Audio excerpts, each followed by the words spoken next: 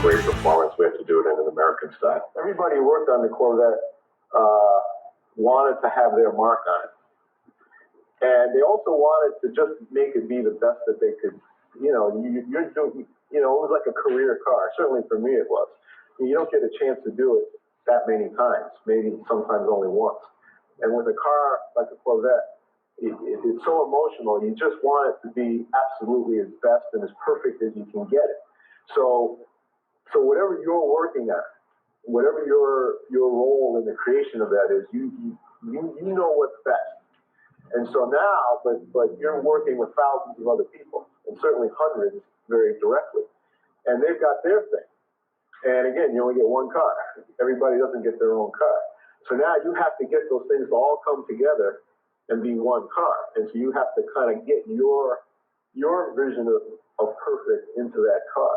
And that's where that's where it gets very interesting.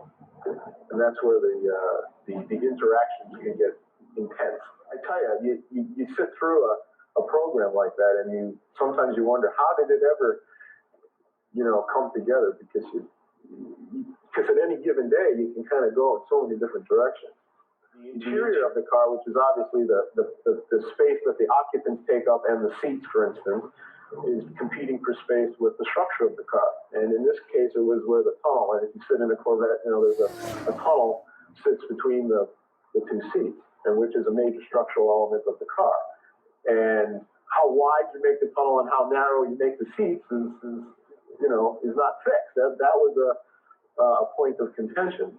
And I remember standing between the interior manager and the structure manager, and I'm kind of whispering into the structure manager's ear because I'm trying to make sure that my role was to get the performance of the car, and the structure was a big part of that. So we're trying to make sure that we didn't put too many dents and things and push the tunnel too small, because that would degrade its structural performance. And the interior guy was watching out for giving enough padding in the seat and the shape and so forth like that. And literally with 6 millimeters, which is about a quarter of an inch, and these guys were face to face, and I was standing like right here between them, and it was just back and forth, back and forth, back and forth, and that's kind of an illustration that stands out in my mind is just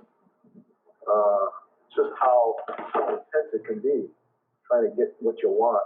Just look down behind that side bolster, right where it rubs up against the tunnel, and there was some blood spilled right there. The Corvette kind of exemplifies our technical know-how, our automotive passion, and the pride and craftsmanship that we have about this project.